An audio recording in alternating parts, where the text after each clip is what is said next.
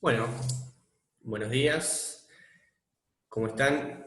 En esta oportunidad vamos a estar desarrollando la bolilla 7 del programa de estudio, punto 7. El aval en el cheque, conceptos, antecedentes, sujetos que intervienen, forma y efectos. Bueno, como ustedes saben, el aval, a diferencia de la fianza, es una garantía típicamente cambiaria que opera pura y exclusivamente en el ámbito cambiario y que constituye, al igual que otros giros de materia cambiaria, como el endoso, la aceptación, el libramiento del título, una declaración unilateral de voluntad que se expresa en el título o en instrumento por separado, como ya vamos a ver, a través de la firma del avalista. ¿Sí? Por lo tanto, como declaración unilateral de voluntad que es no recepticia, vinculante, irrevocable e incondicionada. No recepticia, lógicamente, porque para producir sus efectos no requiere la aceptación o la aquiescencia de el portador legítimo del título, ni siquiera del sujeto que se está avalando. Bien. Por otra parte, es irrevocable porque una vez extendida la firma en el título, no puede ser dejada sin efecto por el avalista, produciendo todos sus efectos típicos a partir de entonces, y obligando al avalista a atender el pago del documento al momento del vencimiento del título.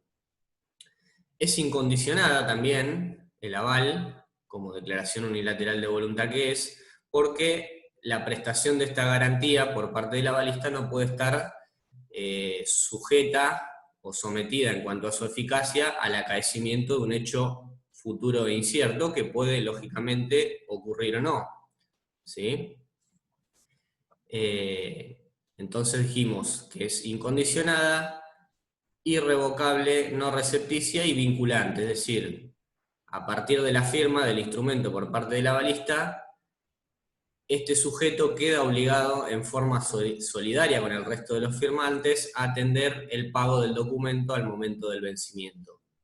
Como ustedes saben también se dice que es una garantía objetiva, ¿sí? A diferencia de la fianza, que es una garantía subjetiva, porque no garantiza que determinado sujeto va a pagar o no el cheque, sino que garantiza que el título va a ser pagado. Bien. Y como también ustedes saben, es formalmente accesorio y sustancialmente autónomo. Esto quiere decir que desde el punto de vista de las formas depende para su validez de un título formalmente válido y de una obligación avalada válida en cuanto a sus requisitos desde el punto de vista de las formas.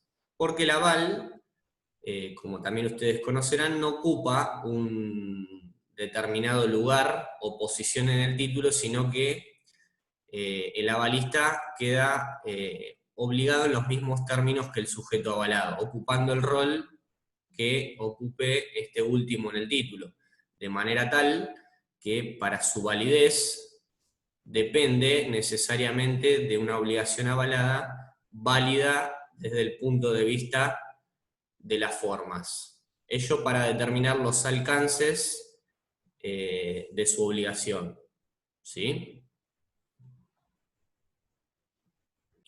Por el contrario, es sustancialmente autónomo, como dijimos, porque el aval no pierde eficacia y no resulta inválido por defectos, defectos de carácter sustancial que contenga la obligación avalada. ¿Sí? Por ejemplo, si la firma del avalado es falsa, inexistente, o es prestada por un sujeto incapaz, o porque la obligación del sujeto avalado contuviere vicios de la voluntad, como error, dolo, violencia, o que por cualquier otra circunstancia, desde el punto de vista sustancial, no obligara al avalado, el aval sigue siendo perfectamente válido, ¿sí? Y el avalista resulta obligado cambiario.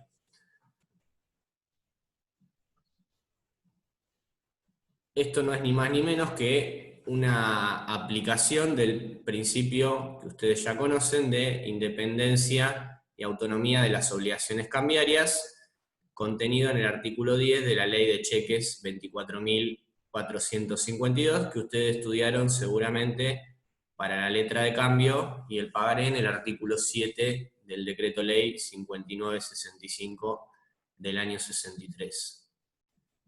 Por cierto, el aval, a diferencia de otras obligaciones cambiarias, puede ser un aval parcial, ¿sí?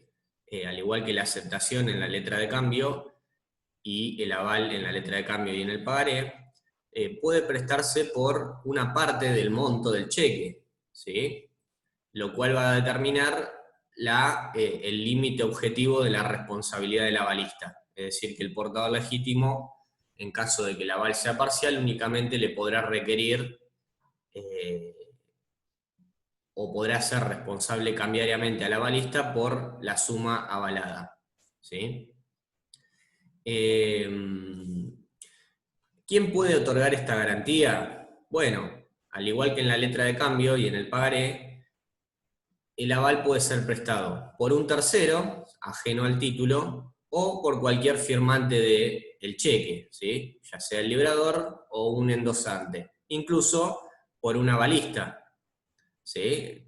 En cuyo caso estaremos en presencia de un aval de aval. ¿Pueden dos avalistas garantizar una misma obligación en el cheque? Efectivamente, en cuyo caso estaremos en presencia de un coaval, es decir, dos sujetos que garantizan conjuntamente una misma obligación cambiaria.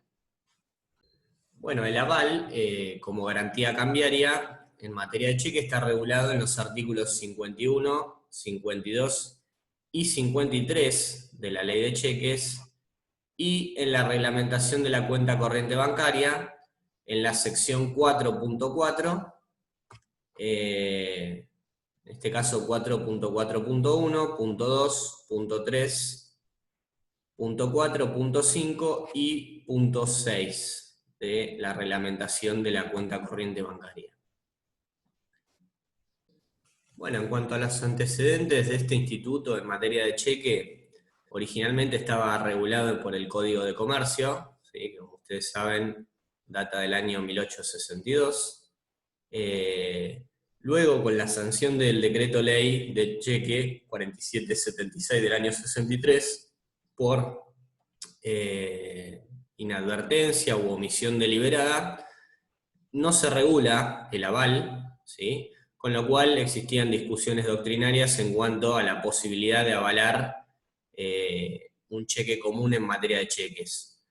Lo que decían que sí, entendían que, pese a no estar regulado en este decreto ley, operaba la aplicación de las normas sobre letra de cambio y pagaré en materia de aval por la remisión que efectuaba el artículo 55 del decreto ley, ¿sí? En cuyo caso, como el cheque, hasta ese entonces, cheque común era un título valor, resultaban aplicables las normas sobre aval reguladas en el decreto sobre letra de cambio y pagaré. La postura negatoria, por el contrario, entendía que al no estar regulado expresamente, no era posible otorgar un aval sobre un cheque común. Más allá de esto, esta cuestión ha sido superada con la sanción de la ley 24.452, pues como les decía, el aval pasa a estar regulado en los artículos 51, 52 y 53 de la ley de cheques, con las particularidades que vamos a ver. Es importante tener en cuenta que en materia de cheque existen dos tipos de avales. Lo que es el aval cambiario, típicamente cambiario, que justamente está regulado en los artículos 51, 52 y 53, y lo que es el aval bancario, ¿sí? El aval bancario que puede prestar la entidad girada, es decir, donde está abierta la cuenta corriente o caja de ahorro del portador, o la entidad depositaria, que es donde está abierta la cuenta corriente o caja de ahorro del portador del título, y que vamos a desarrollar. ¿En dónde está regulado el aval cambiario? Está regulado en el artículo 58 de la ley de cheques, ¿sí? Y, como les decía, también está regulado en la sección 4 de la reglamentación de la cuenta corriente bancaria. Y además del artículo 58, en cuanto al aval bancario, también hace mención el artículo 54 de la ley de cheque, que prevé que el girado puede avalar el cheque de pago diferido. Bueno, volviendo a lo que es el aval cambiario, ¿sí? ¿Quiénes pueden prestar esta garantía? Como les decía, pueden prestarla a un tercero, ajeno al cheque, o cualquier firmante del cheque, ya sea el librador, los endosantes o un mismo avalista, inclusive. Se discutía también, y se sigue discutiendo, si el girado puede prestar, estamos hablando lógicamente del aval cambiario, no del aval bancario, que como vamos a ver, yo les decía, puede ser avalado por la entidad girado depositaria. Pero en cuanto al aval cambiario se discute si dentro de la mención tercero, el banco girado puede otorgar un aval.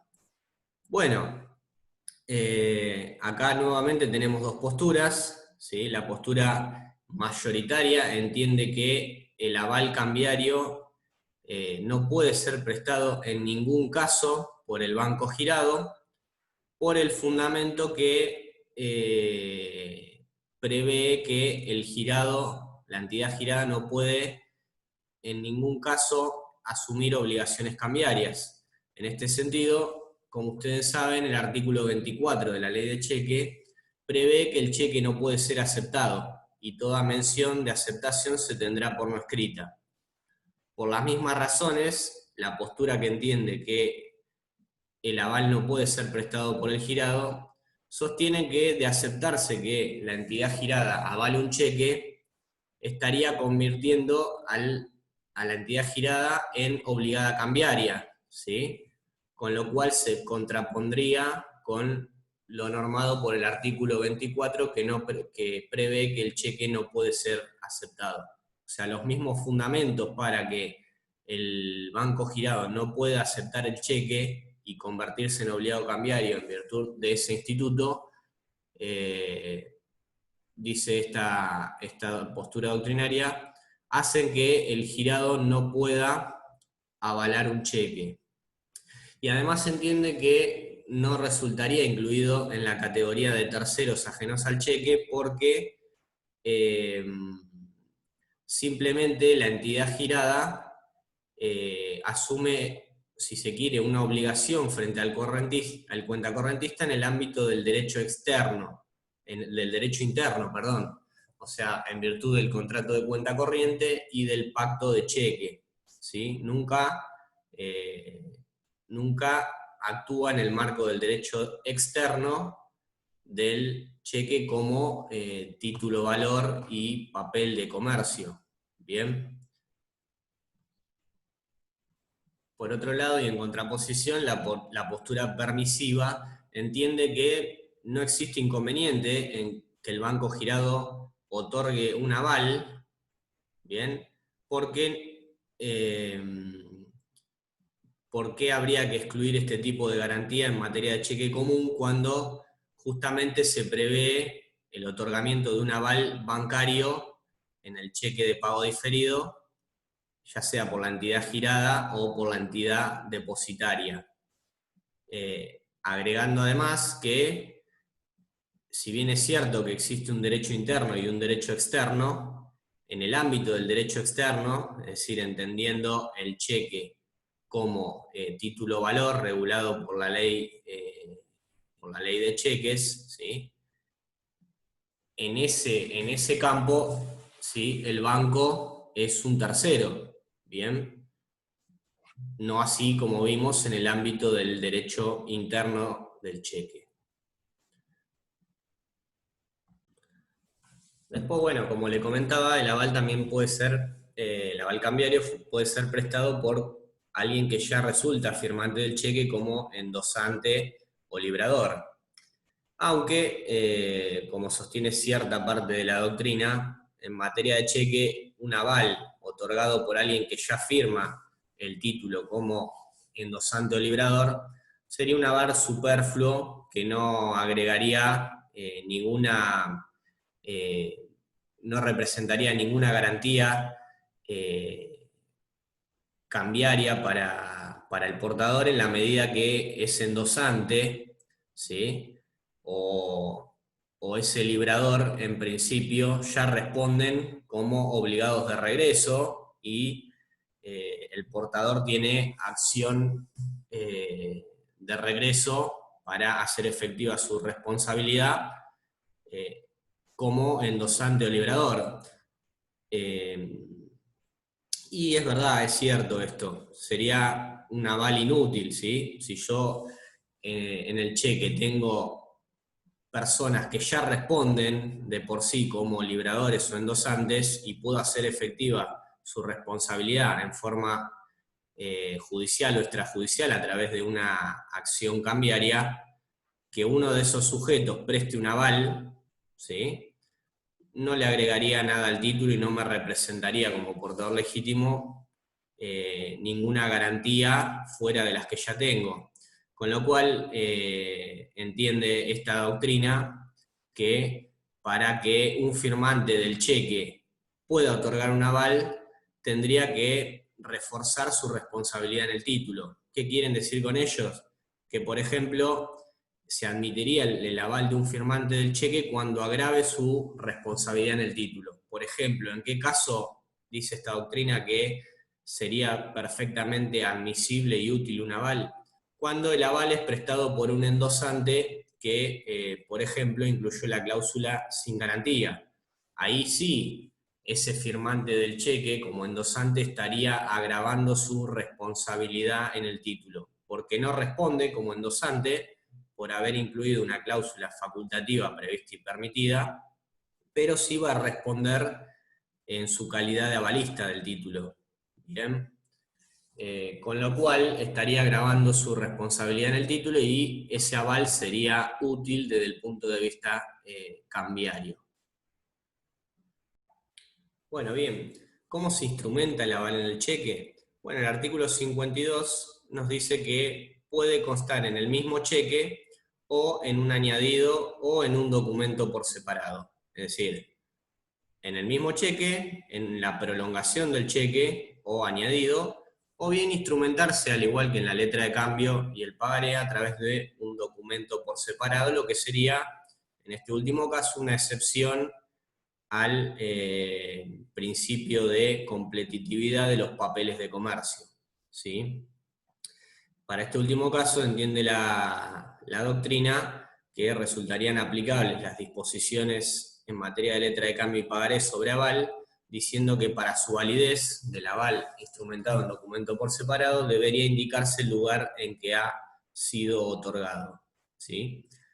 Bueno, además nos dice el artículo 52 que puede expresarse por medio de las palabras por aval o por cualquier otra expresión equivalente, ¿sí? Que denoten que se está otorgando este tipo de garantía y firmado por el avalista. Lógicamente debe ser firmado por el avalista porque es una declaración unilateral de voluntad que se manifiesta a través de la firma de este sujeto. La pregunta que surge es si es admisible el aval indeterminado, que, como ustedes saben, en materia de letra de cambio y pagaré, nos dice el decreto ley 5965 que una firma puesta en el anversa del título, que no sea del girado o del librador, constituye un aval a favor del librador del título. Bueno, la postura permisiva entiende que sí, por aplicación del artículo 65 de la ley de cheque, que remite a las disposiciones sobre letra de cambio y pagaré en cuanto fueren pertinentes. De manera tal que entiende esta doctrina que una firma en el anverso del título, en este caso que no fuera la del librador del cheque, constituiría un aval a favor del librador, ¿sí? Otra postura, por el contrario, entiende que la firma vagante en el cheque en ningún caso puede constituir un aval a favor del librador, en la medida que el aval en el cheque en cuanto a su instrumentación, debe contener determinadas características por disposición del artículo 52, que dice que debe expresarse por medio de las palabras por aval o por cualquier otra expresión equivalente, agregando el artículo 52 que debe contener el nombre, ¿sí?, domicilio y identificación tributaria o laboral de identidad, ¿sí?, conforme lo reglamente el Banco Central de la República Argentina. Con lo cual dice que la falta de estos requisitos formales, identificatorios del aval, constituyen un defecto de forma que en caso de omisión hacen que el aval deba ser reputado nulo por vicios de forma. Con lo cual, según esta postura, no sería aplicable la firma vagante en el cheque. Bien. Bueno, al igual que en la letra de cambio y en el pagaré, en principio el aval debe indicar por cuál de los obligados se otorga, es decir, si es por el librador, por un endosante o incluso por otro avalista, y a falta de indicación del sujeto por el cual se otorga, se considera otorgado a favor del librador, ¿sí? Lo mismo que en la letra de cambio y el pagaré, el avalista se obliga en los mismos términos que aquel por quien ha sido otorgado el aval, ¿sí?, que es lo que determina los alcances y la modalidad de la responsabilidad del avalista. Bien. Y también es aplicable lo que ustedes ya vieron para la letra de cambio y pagaré, en cuanto a que su obligación es válida, como yo les decía, aun cuando la obligación que haya garantizado sea nula por cualquier causa que no constituya un vicio de forma.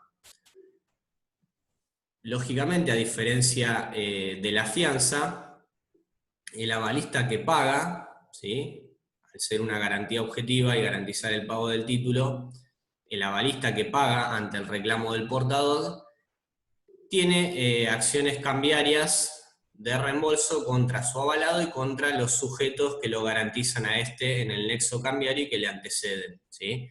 No hay subrogación, es decir, el avalista que paga no se subroga en los derechos de su avalado, y por lo tanto no queda en su misma posición jurídica, sino que adquiere un derecho autónomo, desvinculado de la relación o la posición jurídica de su avalado, de manera tal que los portadores anteriores no le pueden oponer las excepciones o defensas personales que tuvieran contra el sujeto avalado, ¿sí? Repito, el avalista que paga no se subroga en los derechos de su avalado, sino que adquiere un derecho autónomo y puede perseguir el pago del cheque a través de una acción de reembolso contra su avalado y contra los sujetos que lo garantizan en el nexo cambiario. Hasta aquí sería lo que es el aval cambiario, ¿sí? Al igual que ustedes estudiaron en materia de letra de cambio y pagaré con las diferencias que recién apuntábamos. Pero también existe lo que es el aval bancario, ¿sí? Aquel que puede prestar, a diferencia del aval cambiario, que vimos que está discutido si el banco girado puede otorgar o no un aval cambiario. En el aval bancario lo puede prestar la entidad girada, el banco girado, es decir, la entidad contra la cual se gira el cheque, donde está abierta la cuenta corriente del portador, o el banco depositario, que es la entidad girada, donde está abierta la cuenta corriente o la caja de ahorro del portador o beneficiario del título, ¿sí? El artículo 54 nos dice que el banco girado puede avalar el cheque de pago diferido. ¿Cómo es este procedimiento? ¿Cómo funciona el aval bancario en materia de cheque de pago diferido? ¿Sí? Tengan en cuenta que el aval bancario solamente puede ser prestado en materia de cheque de pago diferido, no así del cheque común, constituyendo esto una diferencia entre ambas clases de cheques.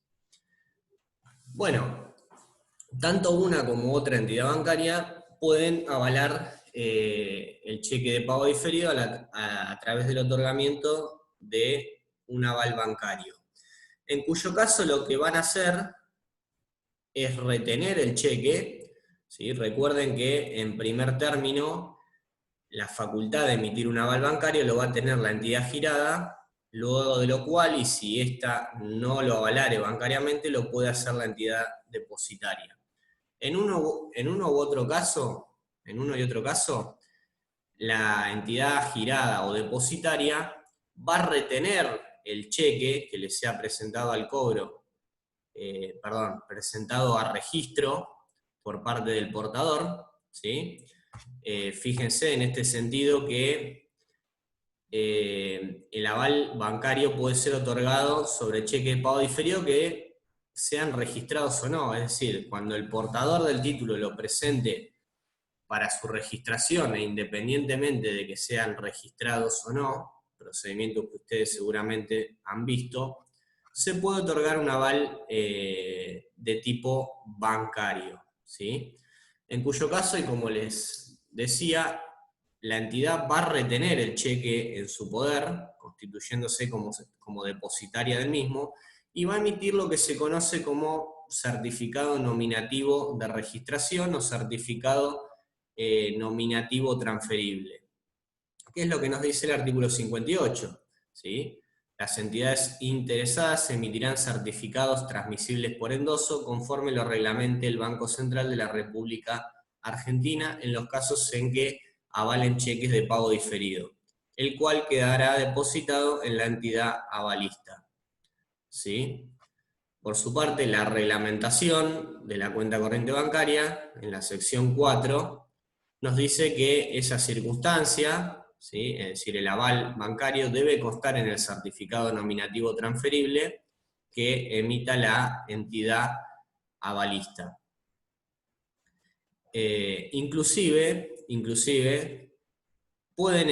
nos dice la reglamentación, pueden emitirse certificados nominativos transferibles en forma individual, es decir, por cada cheque que se avale, o bien en su conjunto. Puede emitirse en este sentido un certificado nominativo transferible que comprenda más de un cheque de pago diferido presentado a registro.